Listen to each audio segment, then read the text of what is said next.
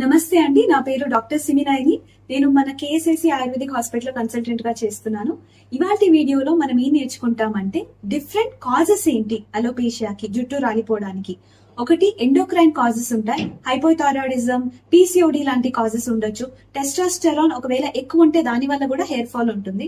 ఇంకొక కాజ్ ఏంటంటే క్యాన్సర్ తీసుకునే మెడిసిన్స్ ఉంటాయి, క్యాన్సర్ కి తీసుకునే మందులు, దాని వల్ల కూడా హెయిర్ ఫాల్ అవ్వచ్చు. మనం హెల్మెట్ రోజు వాడతాం కదా, హెల్మెట్ వల్ల కూడా హెయిర్ ఫాల్ అవ్వచ్చు. సాఫ్ట్వేర్ ఇంజనీర్స్ వీళ్ళకి ఆర్ ఎనీ అదర్ ప్రొఫెషన్ లో స్ట్రెస్ ఎక్కువ అవుతే జుట్టు రాలిపోతుంది. ఎలా అయితే చెట్లకి ఆకులు రాలిపోతాయో సరైన పోషణ అందకుండా, అలానే మన జుట్టుకి కూడా సరైన పోషణ అందనప్పుడు జుట్టు రాలిపోతూ ఉంటుంది. సో ఫుడ్ సప్లిమెంట్ సరిగా లేనప్పుడు, న్యూట్రిషనల్ సప్లిమెంట్ డెఫిషియన్సీ ఉన్నప్పుడు కూడా హెయిర్ ఫాల్ అవుతుంది. అండ్ మెనోపాజ్ టైంలో కూడా హెయిర్ ఫాల్ అవ్వచ్చు. అండ్ ఎనీ యాక్సిడెంట్ టైంలో హెయిర్ ఫాల్ అవ్వచ్చు. సరైన షాంపూస్ యూజ్ చేయనప్పుడు కూడా హెయిర్ ఫాల్ అవ్వచ్చు. పొల్యూషన్ వల్ల కూడా